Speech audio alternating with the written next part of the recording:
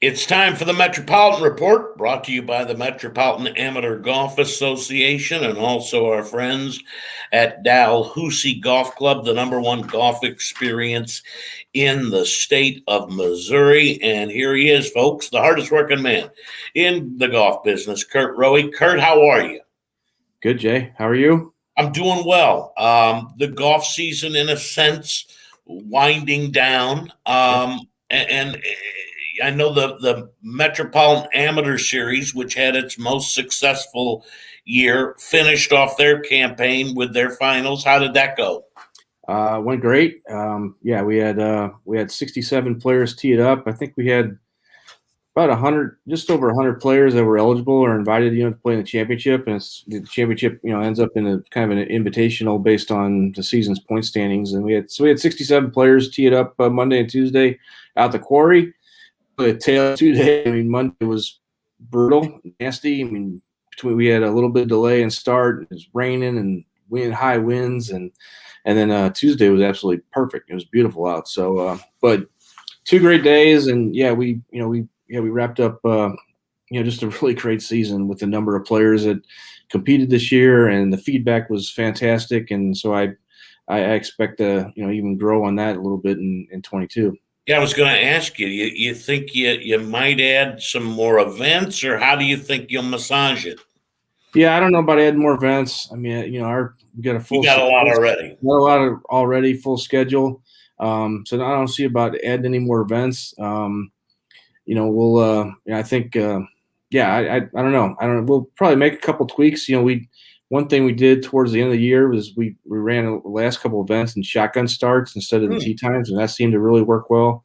So I can see maybe that, being a full, the entire year. But other than that, I think it went really well. The women's division, we had roughly 20 ladies compete, for the season. So I think that'll expand a little bit. I think they enjoyed themselves. So just a great year. Thank you to Imperial and Chad Saladin for helping us out and, providing the gifts at the beginning of the year to all the players, and then had another gift for all the players that competed at the quarry this week. So just a great year.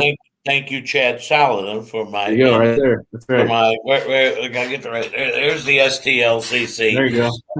Beautiful lid that I got. And you also have announced the Players of the Year. This year, and I wanted to kind of go through them, give them the credit. They'll be recognized also at the dinner coming up. But really, you kind of got a sense early on, and with the way he played in a couple of state events, that Curtis Brokenbrow was headed maybe for this honor of being Player of the Year. Yeah, he started off, with a really, great start, and he had a great summer all around. But he started off with he was low AM at the Worldwide Technology Metropolitan Open Championship. Played very well there. Then went on the next week or 2 weeks later, whatever it was, wins the state AM. Ends up finishing runner up at the in the Metropolitan Amateur at St. Louis Country Club. So just had he just had a great summer, and he was tough to beat and came out on top. So now, is he from out of town and then came to St. Louis, or remind me about him? Yeah, he's from overseas. I think he's from, I want to say Scotland. And Curtis, I apologize if that's wrong, but you can definitely tell when you talk to him. He's got a very strong accent. So, but yeah, came. I think what brought him here was he played at Missouri Baptist. Played golf at Missouri Baptist, and that's what brought him to St. Louis. And so he's been around. He's been playing last 3 or 4 years maybe, in some events, but had the breakthrough year this year. Had a really, really solid summer. I thought it might be Dave File, but in the end, Brian Lovett comes through as the man on top in the seniors. And, part of it, as I looked at Lovett a little bit, was the consistency. And that's how some people can get it done, Yep. Yeah, absolutely. Yeah. Brian, he played in everything, and that's another thing that's got to get done. But he was consistent in everything. He played well in just about, every event. He runner up at the state senior, was I forgot where he finished in our senior, but he was right top 5 there. He just played well in everything. That's kind of what you got to do to get the senior player of the year. In fact, I was at a thing last night. We were talking about it a little bit with Andy Frost, and the one year, Andy actually beat Jeff Johnson in almost every event they played in against each other. But Jeff played in a lot more and was consistent the whole year round, and ended up winning the senior player of the year, even though Andy had a couple more wins. So it's not always exactly the wins that get that done. So, but great for Brian. I mean, obviously he had a great year and consistent, and then to top it off, to go play in the Senior Open at Omaha was a feather in his cap. No question about it. And then the golfer of the year. Yeah. Also the women's amateur of the year, Ellen Port. And it was just, it was quality smothered in quality for her. Yeah, absolutely. I mean, she, kind of ran away with the Women's Player of the Year, and this is the first year we developed a point system for the ladies, this year, and that's how we, were able to decide on, both the ladies and the senior ladies. It's kind of one point system. I probably need some massaging down the road with this first year, but Ellen came out on top of that, and then, then she wins our senior, which didn't even affect the Women's Player of the Year. I mean, that's not a point event for the Women's Player of the Year. So. I want to remind people, when Curt said wins our senior, senior men's championship she won. Well, your senior championship. It's our senior championship. It doesn't say men. It's our senior championship, but Ellen played in it and obviously played well and won it. So that was great. Yeah, I mean, just almost in a sense, national golfer of the year, if you really wanted to get down to the heart of the matter. But absolutely right. Yeah. I mean, her win at Sunset, really springboard into what she did. She went on to, she lost in the finals of the senior women's, and she, made match play in the mid-am, the women's mid-am.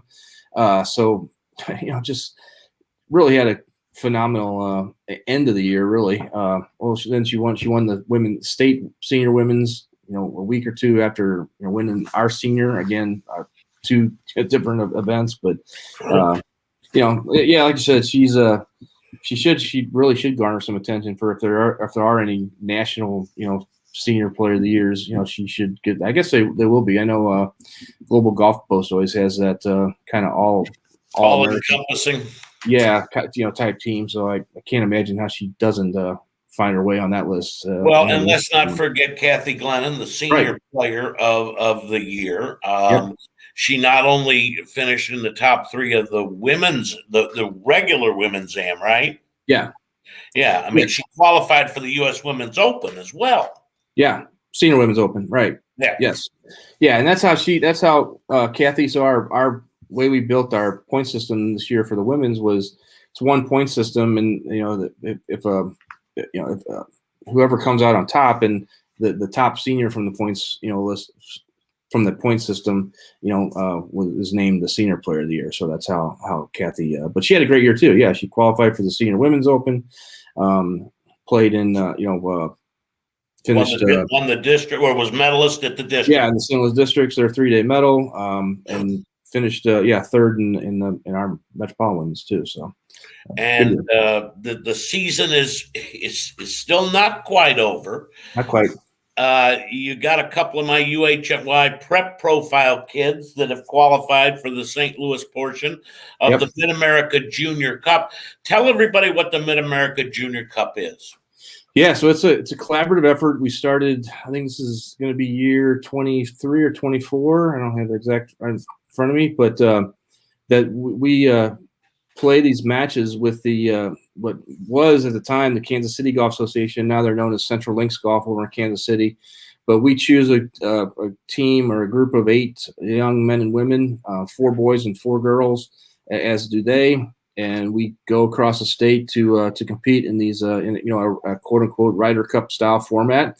We're the the series is we're actually tied. We're 9-9-4 is how the series is wrapped up over these. So I guess it's year 24. 9-9-4 is S23. So we've had a little drought though. We've tied a couple times, but we haven't had the cup here in St. Louis since 2013. So we're due. We're due to keep that cup over here in St. Louis, or bring it back with us when we go over to Kansas City next weekend. Yeah, and it will be in Kansas City, right? Yeah, it's a place. Yeah, Falcon Lakes Golf Club. Don't know a whole lot about it, but I think we're excited. I think we've got a pretty solid team. You showed them up there. Three of the Chaminade kids with the boys team. Chaminade's a very strong high school boys program. So 3 guys from there: John Guerra, who won our junior boys championship; Ryan Walsh, who's played the last 3 years actually on the team; Bubba Chapman, who's a sophomore, I think, at Chaminade; and then this young man, Harper Ackerman, who played on our team last year, who's a freshman at CBC, but very solid. That's our boys side. And then our girls, I think we're pretty strong. We got Riley Lewis, who's from Edwardsville, Illinois, and then Izzy Aro, who plays at St. Joe's obviously the run they've been on in the last 5 or 6 years. She's a senior at St. Joe's. And then as Addie Serber and Eva Brown. Eva Brown's young. She's actually only in 8th grade, but she came out on top on the tour division in the Gateway PGA, tour division, which is their top level. And she's an 8th grader, and she won like 5 events on the tour division and was top point getter. So I've heard really good things about them, and so I'm excited to bring these kids over there and compete and try to bring this cup back. Be a lot of fun for those junior golfers. And speaking of fun, the Metropolitan Amateur Golf Association, a member trip to hang with Curt down at Streamsong in Florida, January 2022. I'm jealous. Tell me about it. Yeah, it's just it's something we've thought about over the years, putting a trip together to give people opportunity to get together and go play some golf outside of the state, outside of Missouri. A lot of other AGAs do it around the country. Some of them, they take overseas trip. They'll take groups to Scotland, Ireland, and so we're not doing that yet. Hope maybe that's down the road if we can get this going. But yeah, we're January 10th through 13th. We're going down to Streamsong. I have not been there yet. I'm excited to get down there myself. All 3 of their golf courses are like top 25 public courses in the country. So they've got a red, a black, and a blue are their names. They're designed by Gil Hans and Core Crenshaw, I think, and very top designed. But it's just it's not a competition. It's an opportunity to get out of the cold in Missouri in January and head down to Florida and play 3 rounds of golf and have a little fun. The price is it's $19.50 for you get 3 rounds of golf. You get your single occupancy accommodations. Yep. We're gonna do a party on the first night, Monday night down. We'll have a little dinner party, get together for everybody to meet each other, and we got a little swag, some mega shirt, and plan on doing a shirt and a cap for everybody. That's right. Sure I'll be getting with Chad on that. Yep.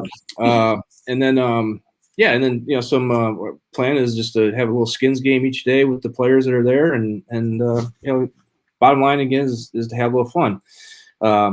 So it's open to pretty much anybody, and they can register. They can go to the website and find it and register. And we got room for 16 players, including me. And like I said, it doesn't include your airfare or your meals, but or your caddy fees. It is walking only that time of year at Streamsong. So you do have to be able to to walk 3 rounds, but you can take caddies, or they do have trolleys, or you can carry your own, or take a push cart. So and they can find that information on the website. Absolutely, yep, on metga.org. So outstanding. Well, I hope you have a great time in Kansas City with the kids. Yep. And next month we're going to touch on the winners of the bigger events this year and look back on those.